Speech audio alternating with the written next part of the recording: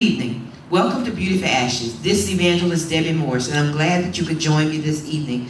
Again, we are in for a treat. This is the second live broadcast of Beauty for Ashes, and I am so excited and grateful to be here with my friends and some awesome women of God. Amen. So I want to introduce them to you. We're going to have a word of prayer, and then we're going to go into our topic tonight. And I believe that somebody that's listening tonight is going to be blessed by what they have to say. My first guest is Evangelist Gwen Broxton. She's the First Lady of Christ Memorial Baptist Church in Savannah. We have a live audience, so why don't you show her some love right about now? My second guest is Apostle Jacqueline Gilbert Grant. She is the pastor of Sanctuary of Praise Christian Assembly in Savannah, Georgia. Would you show her some love? And my last guest is Pastor Donna Baker from New St. Luke AME Church in Savannah, Georgia. And so we're going to get right into it because I want to be able to give these ladies as much time as possible to share with you what it is that God is going to lay on their hearts. Amen? Can we bow our heads? Precious God, we thank you right now for this another opportunity to come before your people. Another chance to share that in which you've laid on our hearts. Another chance, oh God, to encourage, to strengthen somebody who is listening, who may be facing the same situations that we're facing here tonight, who are going through some of the same struggles, who have another praise report like we have tonight, God. And for that, we say thank you. I pray that whatever goes forth on tonight, God, would not fall on deaf ear, but it would be an encouragement and a strengthening to their spirit and to their soul. God, we pray now for every leader, every pastor, God, every apostle, prophet, teacher, preacher.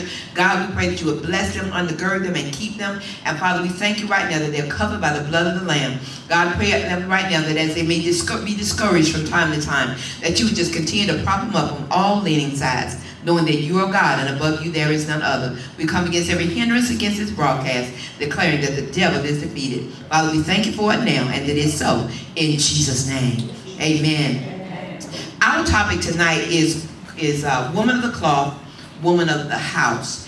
And I was talking to one of my daughters a while back, and I was telling her about how it is that women in ministry, we go through different things, and I want to be able to share that some of the things that we go through, how we balance things, how we work it out. And she said, I know what it can be called. And I said, what? And she said, woman of the cloth, woman of the house. And I said, I like that. And you know how my baby is. She said, I felt that thing. So, so I'm thankful that she came up with the topic. And the scripture, I was looking for what would be a good scripture as a foundation. And the Proverbs 31 woman is what came to mind. And the reason is, and I'm not going to read it for you. I encourage you to go back and read it. But the reason is, that woman did everything. She was always busy. She had her hand in things. She was a blessing to her children. She was a blessing to her husband. She was a blessing to the people around her. She always had something going on. And if you're, as a woman in ministry, whether you are a pastor, whether you're first lady, evangelist, however it is, we'll find that we are always in that situation. We always have something going on.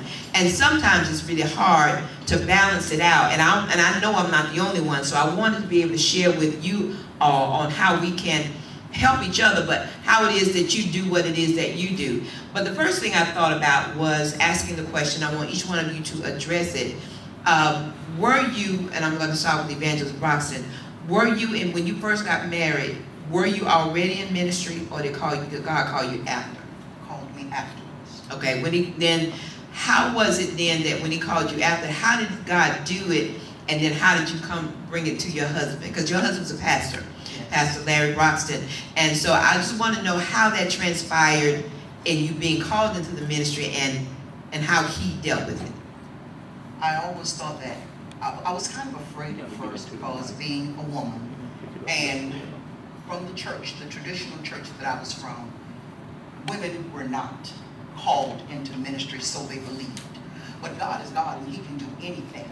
But I thank God for my husband, because when I went to him, when God just continued to just pull on my heart, and I really ran, because that was something that I did not want to do, because I used to look at preachers and I would say, wow, I wonder how in the world do they remember all of this? Now, I'd rather work in the church, but being out front, in front of people, was something I didn't like to do. I would rather be behind the scenes. But when I went to my husband, I thank God that he accepted me.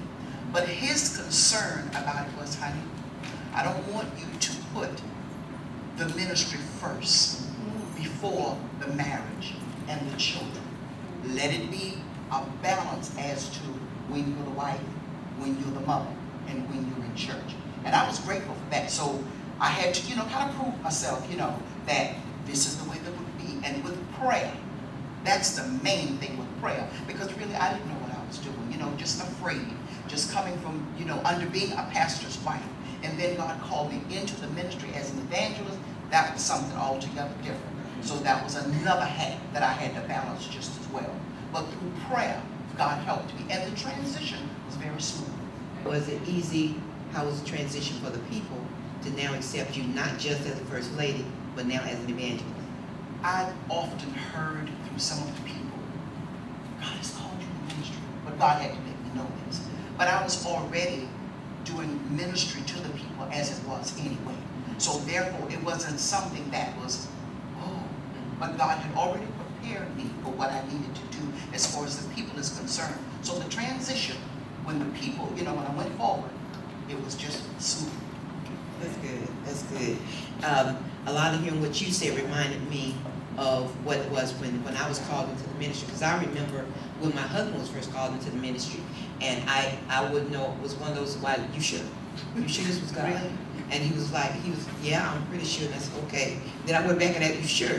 You know what I'm saying? Because you see, and then you hear all these stories, and so forth. And then when, of course, God was already speaking, and you already know, but it's just that fear kind of, now, because the obligation that it comes with him, then that also puts another responsibility on you.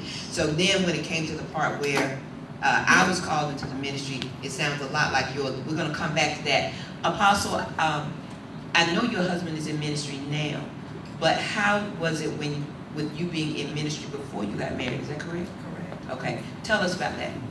Well, I was already in ministry when my husband and I got together, and it was a little bit eye-opening for him because he knew me on one level, but he did not know me on all levels. And so he had to learn how to accept me in the pulpit, because I am a kind of dominating woman, to put it mildly. And so I had to learn that I am the pastor and the authoritative figure in the church, but when my feet hit the door of our home, I had to become subject to my husband. And it was a tough lesson for me to learn, because I had been single for so long, used to calling all the shots in my life. I made all the decisions as far as my life and my child was concerned. So now here's a man that's coming into my life, and he's trying to dictate and make decisions, and it was tough for me. It was tough for me.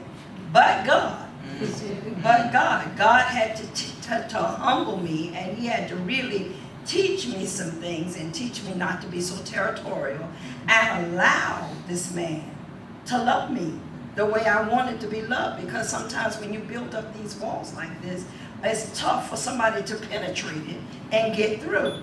And so God had to teach me how to allow him to do this and accept my place as a wife to him, and then yet still be the leader of my church. And so now we have learned through the process that when I'm the pastor of the church, when I'm at the church, I'm the pastor.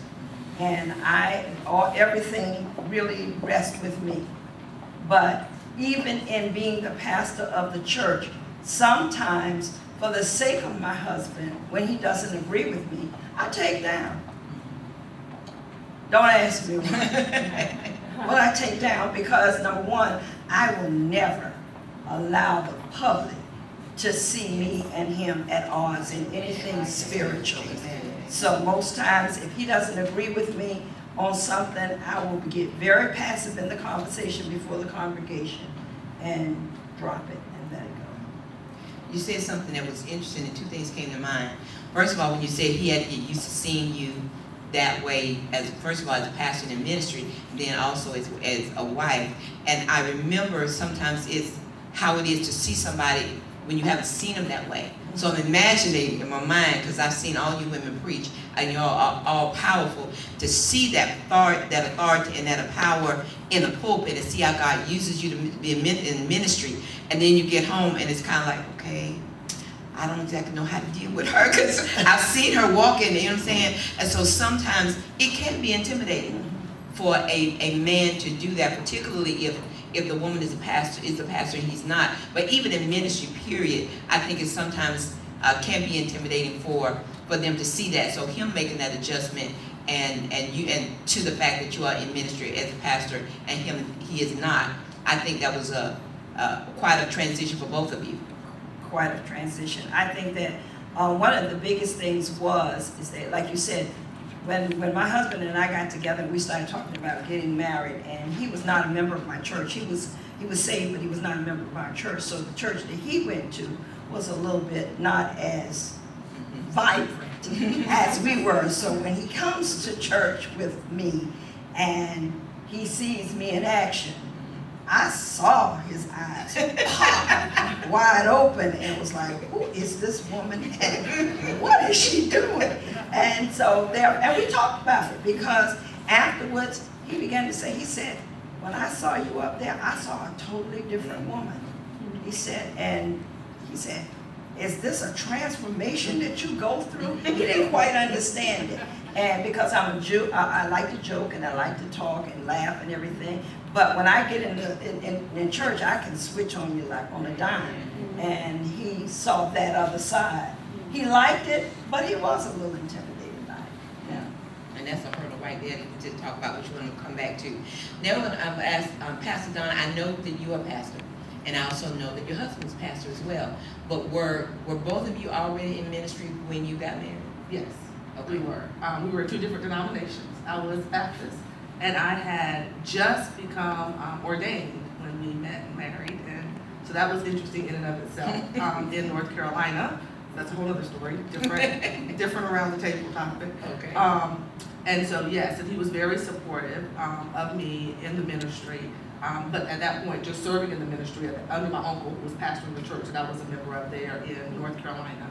And then, as you know, when we married and relocated here, served as First Lady of the church and was just as happy and content not being anybody's pastor, but just being, I love to preach, but just serving in my role as First Lady. I think some of the differences as I'm listening to the others around the table came in more so when I stepped into the pastoral role literally a year ago this month.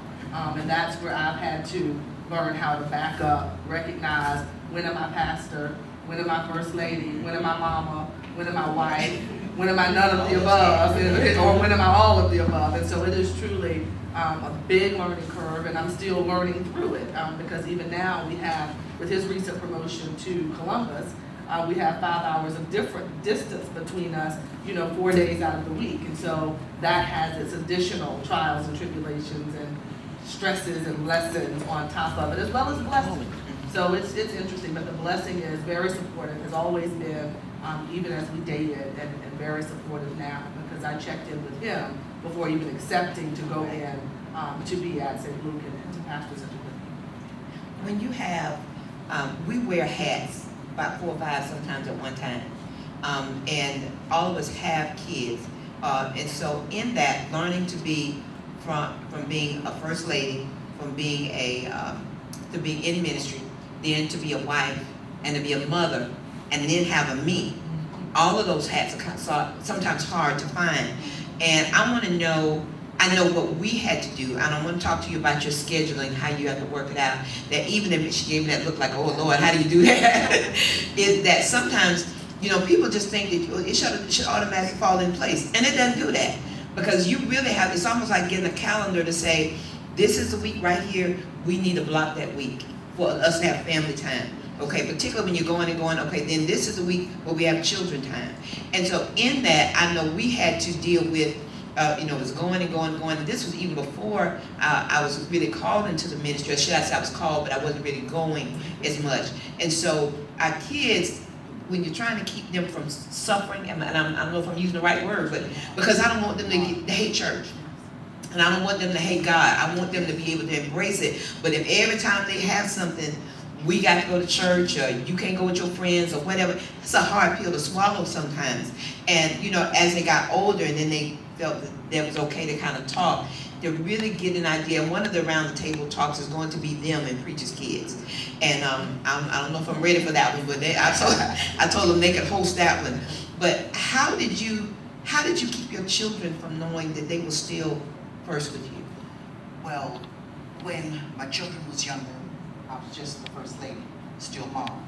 Didn't have the responsibility of preaching. But first of all, you have to know your limitations. You have to know what you can and you cannot do. Through trial, through error. Because God has given us a multitude of hats. But we would have to know when to take the hats off. What hat to put on, because once we keep a hat on, continue to pile the hats on top of it and don't remove it, that's when the pressure comes in. But when I'm not in the pulpit, I'm not an evangelist in my house. I'm a mother. My child needs the hug time, the kiss time, the laugh time. You have to separate the difference, because when I am in the church, I still carry the role as a mother, but on another note, as the evangelist. And another thing is first lady. It's not that you sit there with the hat on in the corner looking all prim and proper. First lady means the first example. It's the first example of being a godly woman, godly mother, godly wife. You understand, godly friend, that somebody can look up to you, that they can come to you. And I do agree with you what you said, because you can become, when you have to separate the two, because you can come so engrossed in the church until your family begin to suffer. And I do agree that I did not want my children to hate church because everything is in church. Now, all of you, you were saved in ministry when you all got married. We weren't. We had to grow up together because we were children. And we grew up together, and then God just began to do some things and took us there. But my children, I'm grateful. My oldest boy, he was there. My baby knows his father only as the pastor because he was a little baby once, we were in ministry. But my oldest boy remembered what we taught them. But I didn't take the church and just overwhelm my kids like you said, that I don't want to go to church and I hate church because we can become so engrossed, because if we do that, we end up committing spiritual adultery, because God said the church is his bride. We're to oversee. We're to take care of it. And I am Larry Broxton's bride. My children are my children. So I have to separate the two, just like the virtuous woman. You have to know your limitations. And you have to lay some of these hats down, because you cannot be the end all and the do all to everybody. And once you do try to do what is right, somebody's going to disagree with you anyhow. That's right. When you're trying to live the best you can. So I had to learn through trial and error, because the weight of it all, and I would carry it in my house, and I just had to back up, because it really affected me in a way that it put me in I don't want to read, I don't want to pray, because I had to learn what is the responsibilities God placed on me, and what is the extra I placed on myself. And whatever I placed on myself, along with what God gave me, that's where the weight came in. So I just had to, through prayer, shake some of the stuff off. Amen. Well, I'm going to ask these two ladies that same question right after we take this break, because something else that you said triggered something that I remember Joyce Meyer saying. She kept telling God, my schedule is so busy, I know I can't do it. And she said that God told her, you made the schedule, I didn't tell you had to do all these things. You did it yourself. So we have to make sure that we learn how to balance out. And we're going to talk a little bit more when we come back from this break.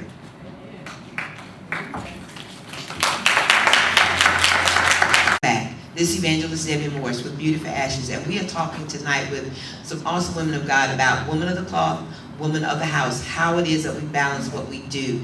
And one of the questions that we had just posed, or one of the things we were just talking about, was how do we balance out so that our children, and I know you were saying, Apostle, that you weren't married when to this gentleman right now when your children, as you were raising your son, but even in that, how did you balance your time between being in ministry and raising your son so that he didn't have a bad feeling about church?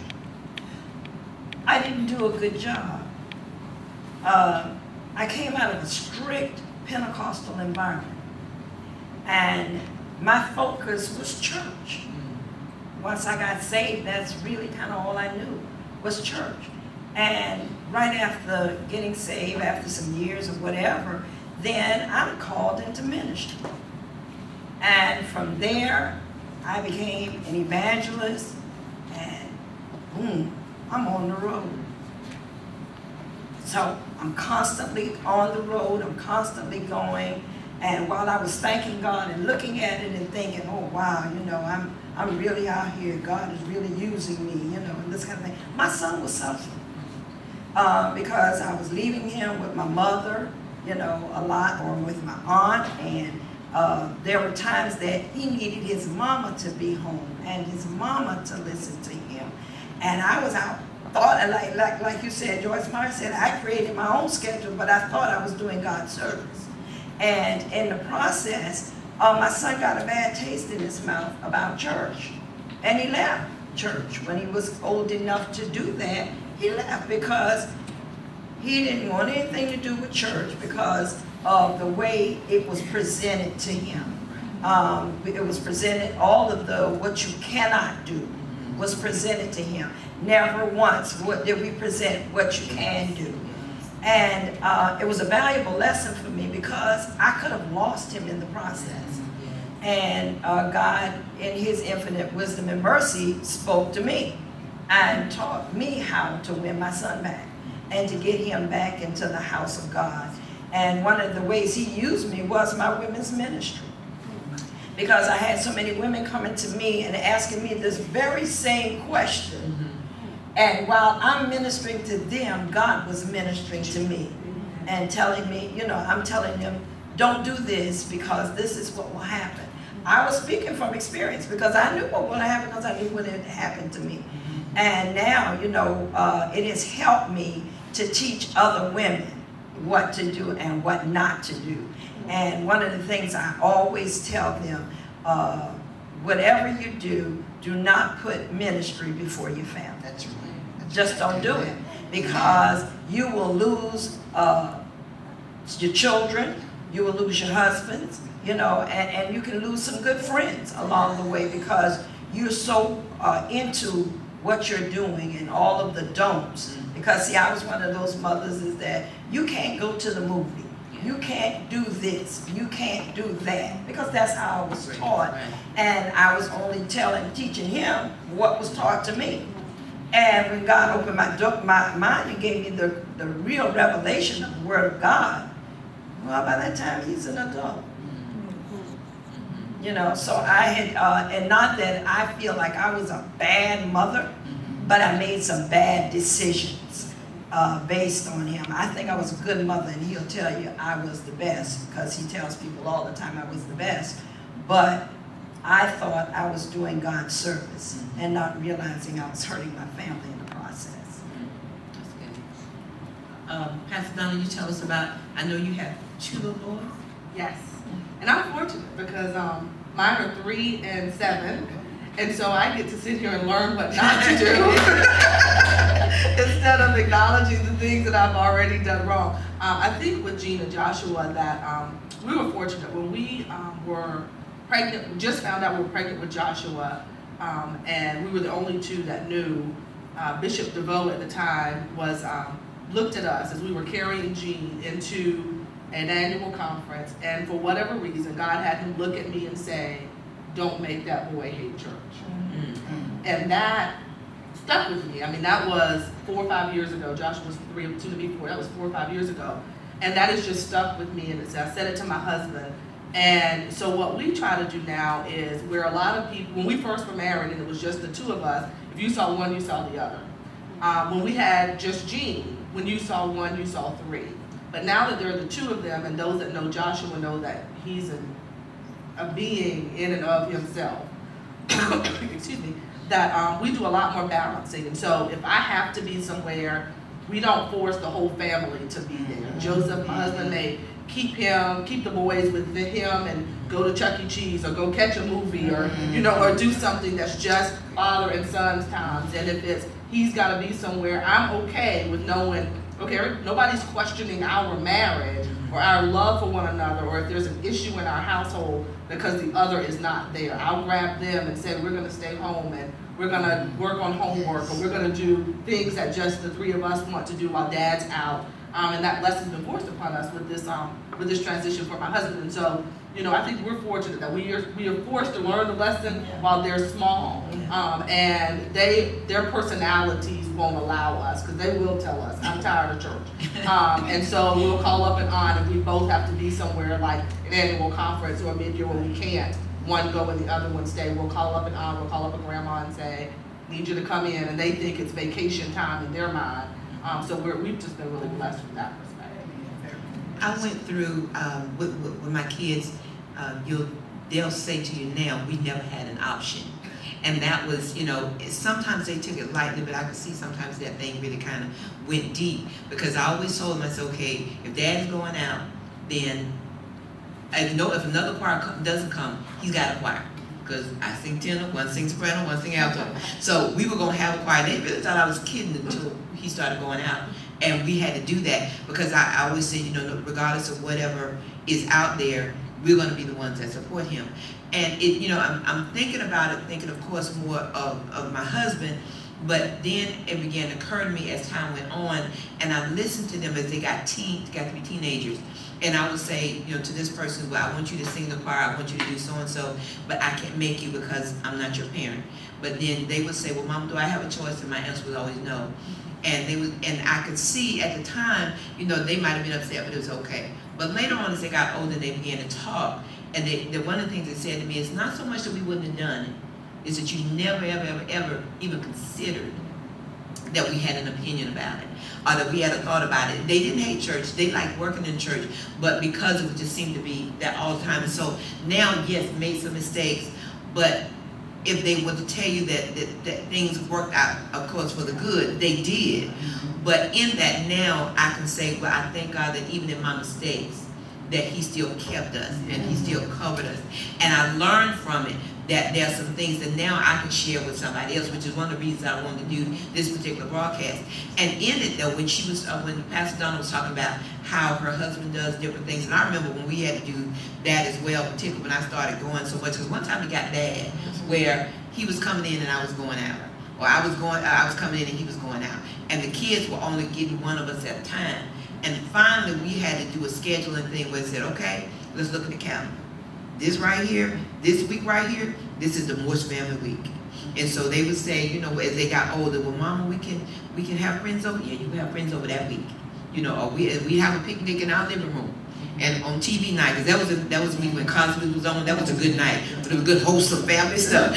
And I remember us doing that. And I remember they say to me now how much that meant, because at least 1 week out of the month, after we learned 1 week out of the month, we put them first. And so I wanted to ask the question then, how did your spouse help, or specifically with the give and take?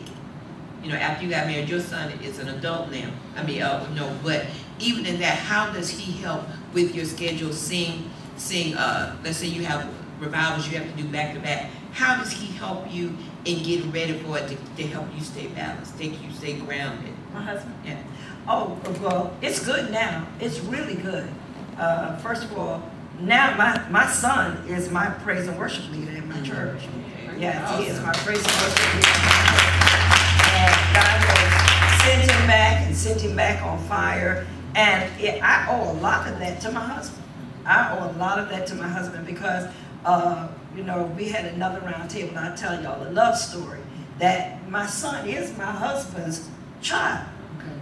So therefore, you know, they have a relationship, and it was what he did that sealed us as a family.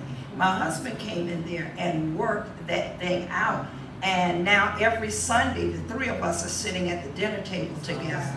Every Sunday, talking about life and just talking about what happened at church today and this kind of stuff. And to see what God has done is just amazing to me, because, you know, sometimes we sit there and we laugh, we talk, and I just owe a lot of this to my husband. I really do, because he is he used to tell me all the time, he said, it's gonna work out, it's gonna work out. And I would be like, I don't see it, I don't see it, because I knew me. I won't blame nobody, I knew me. And because I'm still kind of firm in what I believe. God has changed me a lot. I'm not that dogmatic Pentecostal I used to be, but there is still some old school in me. And so God is working to get that out so that I can totally understand a lot of things with our younger people now. But, like I tell them, even in my church now, everybody calls me mama, and they love me. They call me pastor, they call me apostle. They see me as the mother figure and everything. But they know I will cut to the chest. It's just in me. And so my son kind of now can accept it, because I guess now he's an adult. So he realized that I did it with the best intentions, and I did it with his best interests in heart. Didn't work out always the way he wanted it. But thank God for Martin Grant, because my husband pulled it all together. Awesome. Evangelist, how did your husband help you pull out? What does he do? How did he do to help? Well, my children now, they're grown. My oldest is 38. My baby is 28. So therefore, at that time, I wasn't into ministry, but let me back this up. Ministry really began in your house, because you have a ministry when you're married with your family, first and foremost. So my children being small, going to different places with him, but he understood during time when it was school night and he had to go out, especially when he was out there and evangelizing. There was every place I could not attend, because my children had to go to school the next day. But what I am grateful for, like I said, my baby boy only knows his dad as a pastor, nothing more. That was the hard-headed one. Now my oldest boy, he doesn't live here anymore. My baby, he's still here. And I'm grateful because of the things that we did teach them, God is dealing with my oldest son. He would call me sometime, Mama, the Lord is dealing with me. Mama, the Lord is saying this to me, Mama. And I'm so grateful, because even though we feel like we have failed, the things that we have instilled in them, and the things that they saw us do, through the grace of God, it is still working. My baby boy, he's in church now, he has a daughter. And I look at the love that he has for his daughter. He's not a deadbeat dad. He's there. He takes up the time with his child for the things that his dad would do for him. And now that I have the freedom and don't have babies in the way anymore, I can go out and preach. I'm so grateful he's learning how to cook just a little bit. When I come home, they say, you have a little something, or honey, you don't have to worry about this. I've done this. And this is how we don't compete against one another, but we complement one another. And anytime that I am just kind of nervous, I know what God got this. You know what to do. And each time before I go out to do something, we would pray together. And I'm so grateful for that, to see the change, because we weren't saved when we were younger, but just to see the transition and to see that all that we have done, it wasn't a waste where my children is concerned. So mothers, whatever you've placed in your children, the things of God, it's going to resurface, because they can go so far, they know more, until the Holy Ghost just begin to pull on them, and they would yield to it. Amen. And that sounds like a good place for us to take a break, and we're going to jump right back into that in just a minute. On our last session now, talking to these women of God about women of the house, women of the cloth, and we were just talking about how our husbands, our spouses have helped us to balance out things. And I want to go to Pastor Donna now. You had already expounded on it a little bit, on how now, particularly with your husband being pastoring at one church and you in another one, and how he helps with the kids and so forth. So just tell us a little bit more about that. Right, I think that from the scheduling side, this is one time where I'm actually learning a lot, so which is awesome from Apostle and from Evangelist, because we take up time and we don't require the boys to go everywhere. If I don't have to go, then Pastor will go and I will leave the boys at home and vice versa. But I think that we're also at a point where, from my ministry's perspective and consulting firm, and then I work a full-time job as well in corporate America, that scheduling is just around the clock. And I've had to master keeping calendars for our household. So there's a Pastor Joseph Baker calendar, there's a Pastor Donna Baker calendar, there's a Gene and a Joshua calendar to make sure that nobody's missing appointments, that nobody's missing even where they've agreed to preach. I mean, because sometimes they're piling right on top of each other. And I heard you when you say sometimes you were going and Pastor Morse was coming in, and that's, you know, some days that's our household. And whether that's me going out to preach or me going out with corporate America to go to travel on business. Sometimes I take a step back later in a hotel, you know, room saying, wow, the boys saw me for 3 days, then they saw Daddy for 2 days, and then they'll see me for 3 days and not seeing us together. And so I think that one of the takeaways from me, and I hope any other mom that's listening, is I love it when you say just carve out some time and say, you know what, I am not taking any engagements. You know, this particular week, this is family time, and we've actually even said that we're nonstop until the first Sunday in November. And I've said to my husband, you know what, first Sunday in November to the end of the year, I can't do it.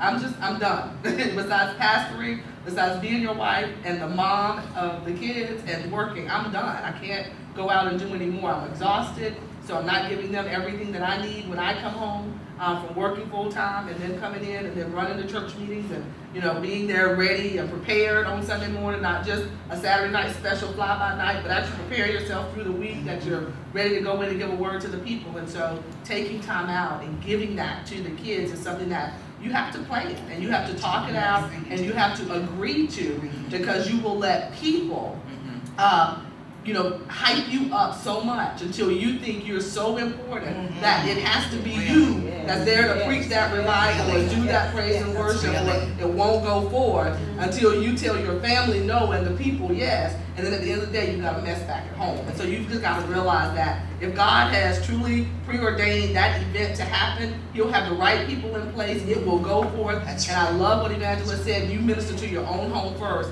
and take care of it, or you'll be dealing with issues on the back end. One of the things that I do want to bring out, and then I want to make a comment to why I'm saying this.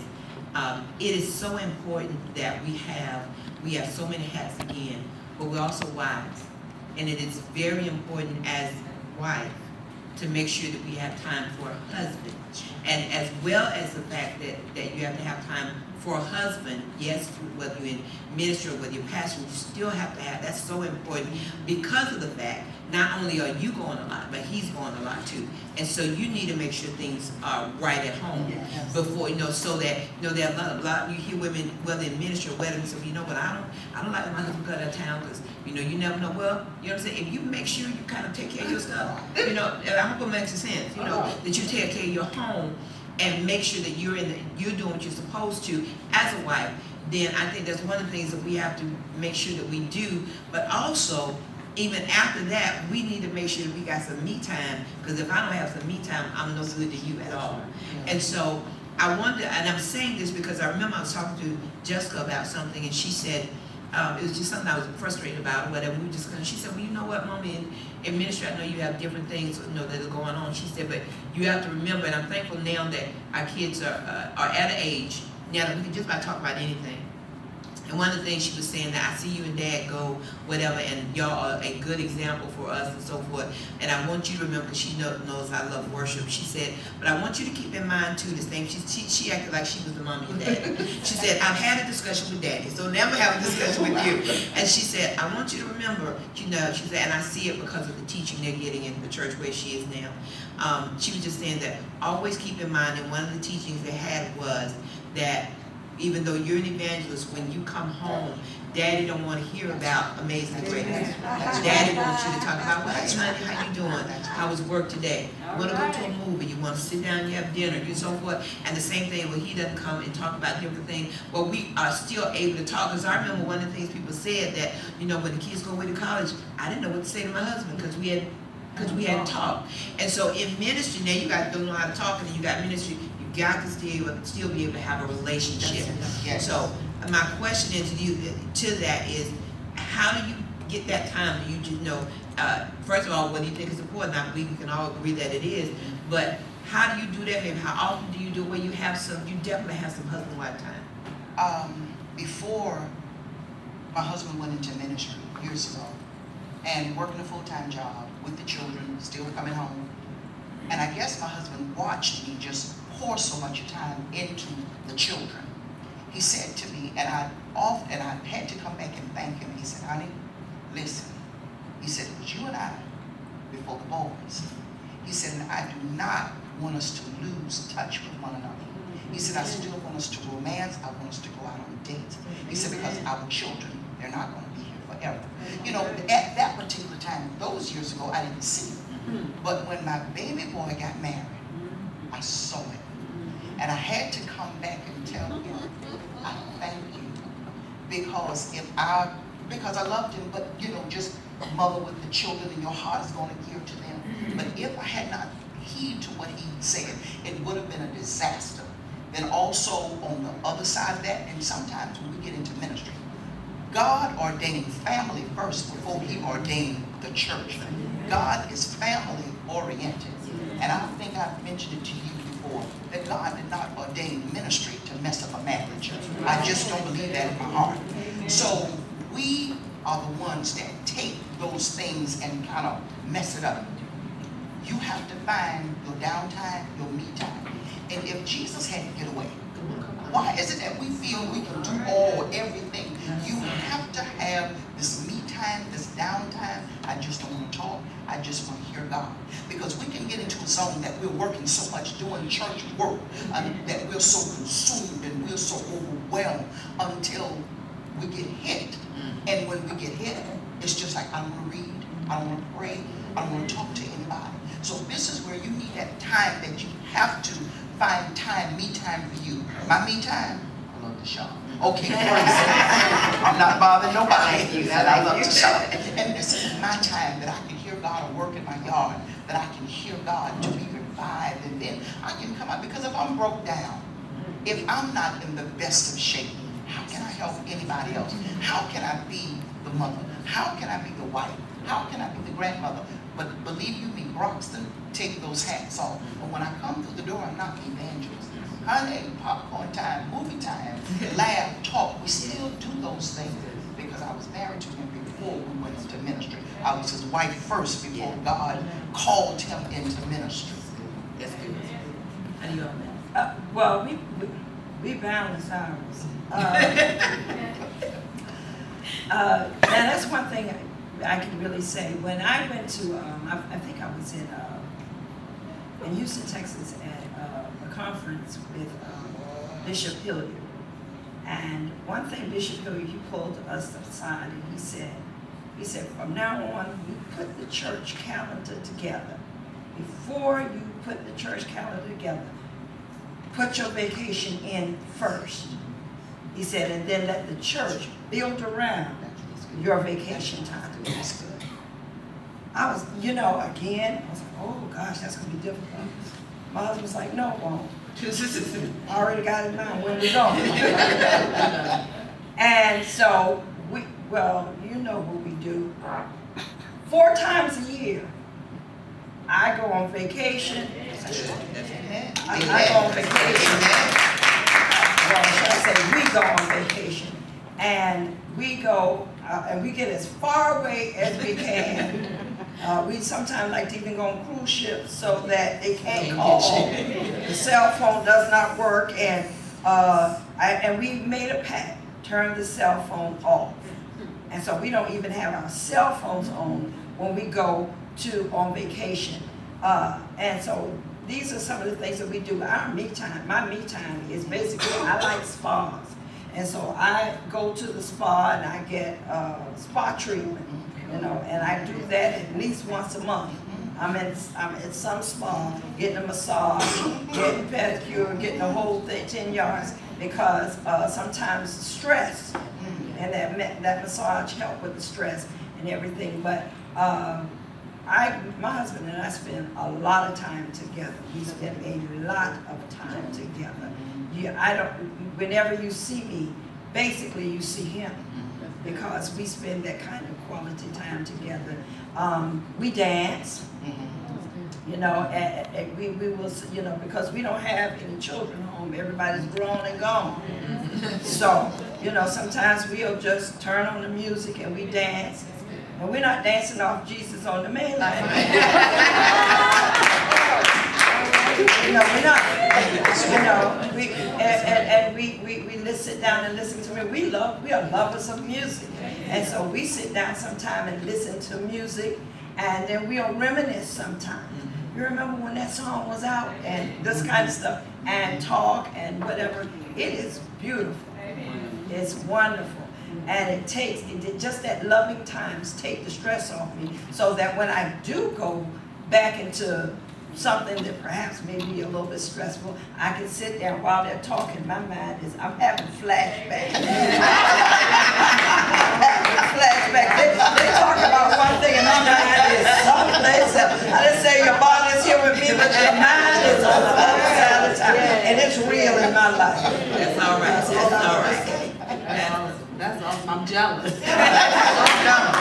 That's because I got a 3 and a 7-year-old. It's covered. It's covered. So Pastor Baker and I, we actually have date night, and we finally got smart. We have a babysitter.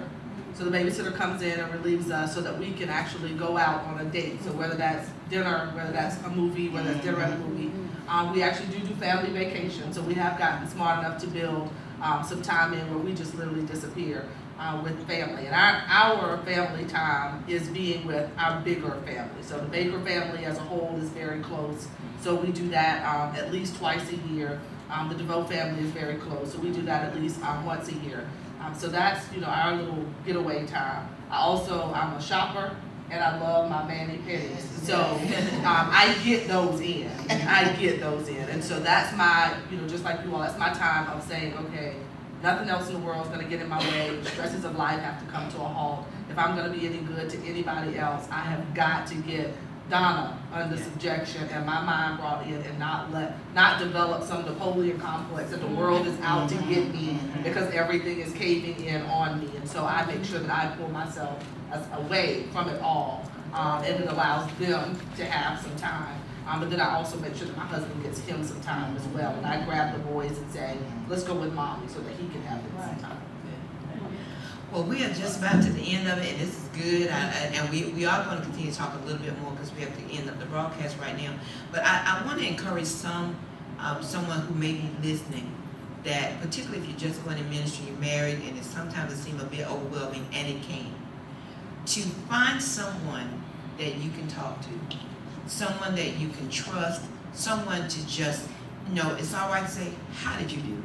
You know what I'm saying? Someone that can take you on the wing, to just encourage you and say, baby, you can do it. We were laughing about it when you said you're jealous, but you will get there. Because I remember that. And I remember saying, okay, I don't even know what the man's saying because my kids are around, but we got there, and so will you. And it's somebody else out there needs to hear the fact that you're going to get there. And we just have to make sure that we stay rooted, we stay grounded, we stay balanced. We always put God first, but then we remember that our family, God has put us there together, and that we have to work it to make it work. Amen? Amen. Let's show God some love. For just a minute. God, we do thank you right now for these women of God who have come and shared with us. We have gleaned from what they said, Lord God, and we thank you that we don't take it lightly, and we are grateful for that they've shared today. God, we pray, Lord, that it would not fall on deaf ear, but somebody that's hearing, someone that's listening tonight, God, is going to be blessed by what it said. They were in a place of being overwhelmed. They were in a place that didn't know which way to turn, but I thank you because of this, they're going to have some hope, and for that we say thank you. Now, God, we pray now that as we prepare to go the way that you have us to go and do the things that you have us to do, continue to strengthen us on this journey, and we thank you for it now in Jesus' name. Let everybody say amen. Amen. I want to thank a special thanks to my guests tonight, Evangelist Gwendolyn Broxton, Jacqueline Gilbert, Gwen, and Pastor Donna Baker. We are thankful for all of you. I love you all. Thank you so much for being with me. And I want to say to my audience, I hope that you were blessed by it. Thank you for being here tonight. I hope you can join me again next week for Beautiful Ashes, same time. This has been Evangelist Debbie Morse. Remember, God loves you, and so do I. Good night.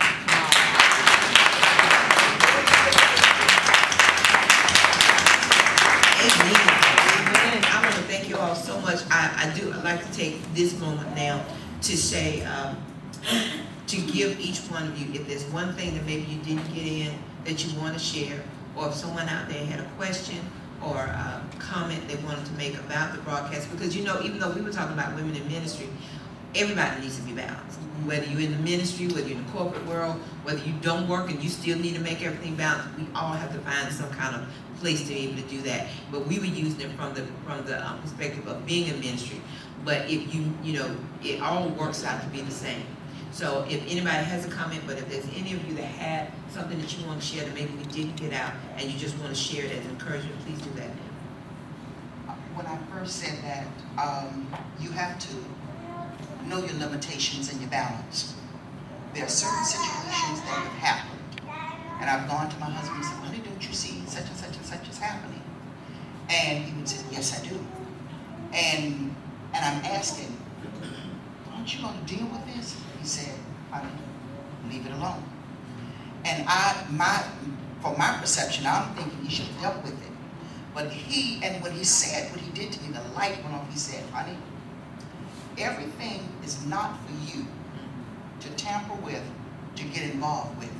He said, because some things will just have to work itself out. Now I'm sitting on the sideline looking like, oh no, he should have done this. But if I would have interfered, I don't know what would have happened. Would I have taken more problems on with me? But I sat back, like he said, and granted, the situation worked itself out.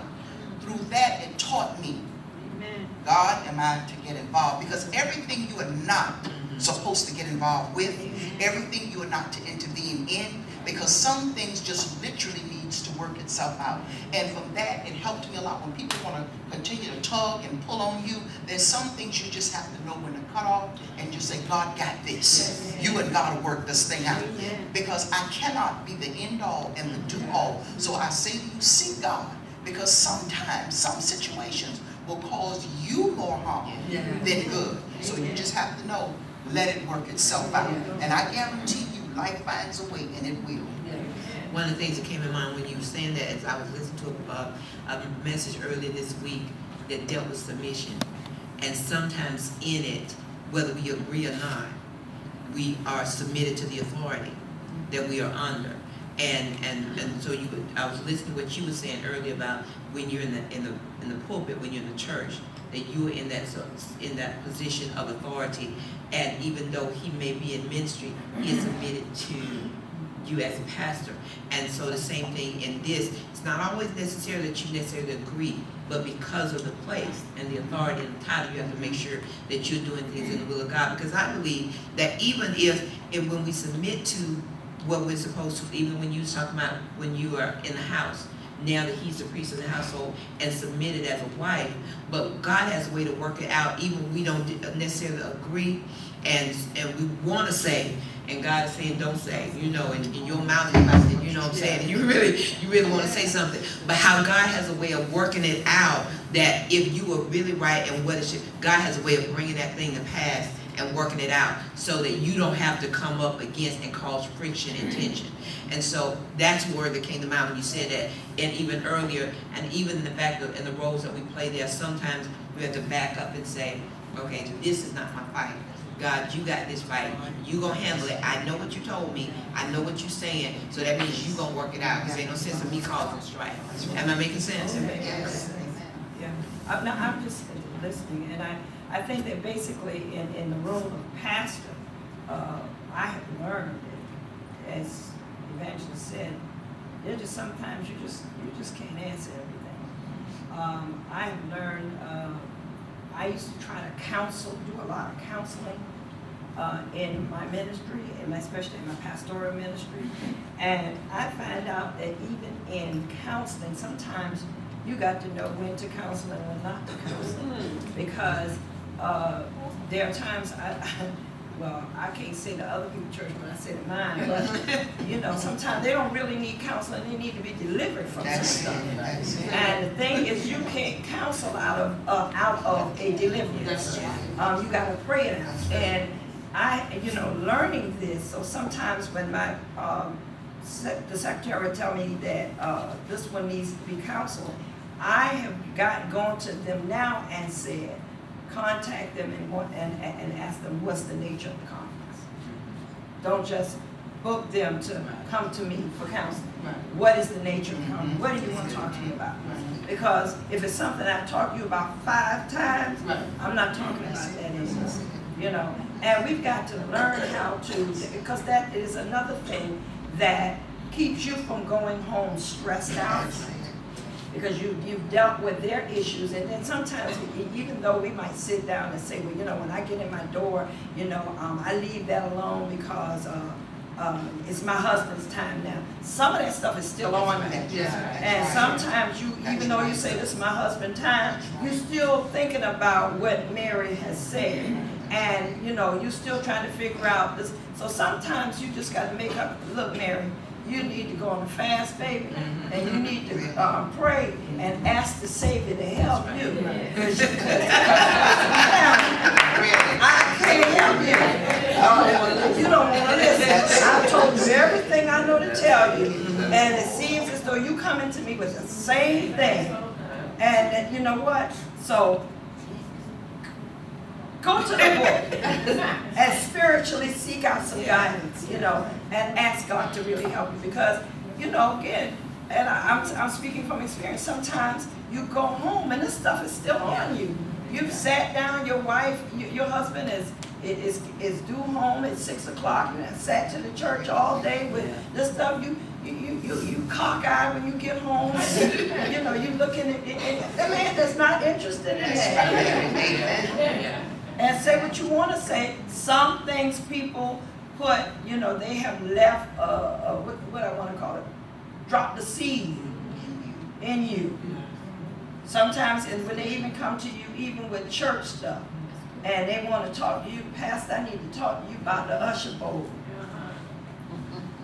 They're planting seeds, and sometimes seeds of discord. So you got to know what the nature of the conflict is. And let's try to work this out openly, not the two of you together, because you want to come and put something in me. So when I get to the usher board, I got preconceived notions of what. You know what I'm saying? I've had to deal with that as a pastor, and so therefore, when I get home and I'm sitting down and I'm looking at the TV, but I'm not really paying any attention, my husband picks this up and he says, "What's the matter?" And you know, you're naturally gonna say, "Oh, I'm all right." But he knows you. He knows you by the Spirit. He knows you, and so therefore, he no, you're not all right. And then when you start telling him, you plant seeds in him. So you have to learn how to cut some of this stuff off at the pass before it even gets to your house. Let me say this too. Also, being in the position that you're in as pastor, me being the pastor's wife, there are some agendas that they have taken to the pastor. And since he said no, you got to be mindful, because they were trying to backdoor the pastor and try to come through me. Yes. I don't make the decisions. I will not usurp his authority. And I do agree, if there is a disagreement, I'm not going to let the people see that there is discontent, a discord between my husband and I. But I would go to him and let him know that, you know, so-and-so said so-and-so and so. He said, "Well, honey, I said," and I told them. I said, "Well, God, I thank you, because I am not the pastor. I am his wife. When I come over, once I walk in that door on Dutchtown, I'm subject unto him as a reaching sheep. I'm still his wife, but I don't try to, you know, someone I've seen in ministry, and I can understand sometimes why the men is like, "Oh, you need to sit down somewhere because they're too bossy," or whatever, and then God will have to break the legs, because we've been in ministry with the wives who just disrespect the husbands. And that is one thing I said, God, show me, teach me, and we all need a mentor. I didn't have that. And a lot of things we learned, we had to learn through trial and error. And we can, with the younger ladies, I'm coming forward, we can impart some things into them as to what we've been through, the bricks, the hits, whatever, the ups and the downs, and how people would try to separate you and your husband, because sometimes we go, "Oh, pastor this, and forget the wife." And one of my prayers is that I'm praying that God would raise people in the church that really cares about the pastor's wife, that would be there to minister to the pastor's wife, because there's a lot that goes on with that job just as well. And people, everybody in the church is not saved, and everybody they got different agendas, and you have to be mindful when they come in the house, because when these agendas get defined, line, and when they've done what they wanted to do, they have left, but you have left chaos all through the house. So this is why the pastor and the wife have to be solid up front. So therefore, you know, the two is one. That I can reach you, you can touch me, I can feel you, I can see that spirit, you can see that spirit, and we can talk back and forth to one another. And that we have people in the church that we've taught that we got you on the wall, that you can see these spirits when they come in, that you can start to pray right off instantly to run these things out. Because everybody, like you said, everybody don't want to be delivered, Pastor. Some like what they're doing, but they want to weigh you down because that sin has come back to bite them in the rear. It's just, I like my sin. I love what I'm doing. But just when the repercussion comes back, oh, Pastor, I refuse to do it anymore. You need to seek Jesus. This is a done deal. I'm serious. I can tell you. You need to seek Jesus. This is a done deal. I told you. Because how much word can you preach that they're not getting? How much more do you need? And God didn't study nothing. He said, when thou shalt not, and thou shalt, what is it you didn't understand? It's just you want to do what you want to do. We're going to let Pastor Donna say something. I thought about something when she just said, I remember a young lady came to church one time, and she was, when she was talking, she was appreciating the pastor, the first lady, and she said, when you cover one, when you cover the pastor, you cover the first lady too. She said, because I have seen them, and it was funny, but it made the point. She said, well, they'll bring a fish sandwich to him, and she be stopped. And she said, it don't work like that, because you look at it two as one. He may be the pastor. Cheese and don't tell you. I think we hit one right up in our face. So I think we have to. Okay. Yeah, we're gonna come back to the macaroni and cheese. I think we hit a nerve. Yes, we did. But do you understand what we're saying though when we say that? Okay, all right. Well, no, and I say the same thing to young couples, not just, of course, to ministers, and that is, the devil is very clear about his task. He left on record, I come to steal, kill, and destroy. The blessing for us is that it was also left on record that upon this rock I will build my church, and the very gates of hell cannot prevail against it. So while the devil is not crazy, he recognizes that he can't destroy it. He's doing his best to rock it all our lives so that we lose our lives. And so if he can't do it to the church as a whole, his attempt is through the family. And the way you get to the family is through the couple. And so if we don't come up and show up as one solid unit, we might disagree at home, but we talk it out at home, but you will never see it in the public. And so, but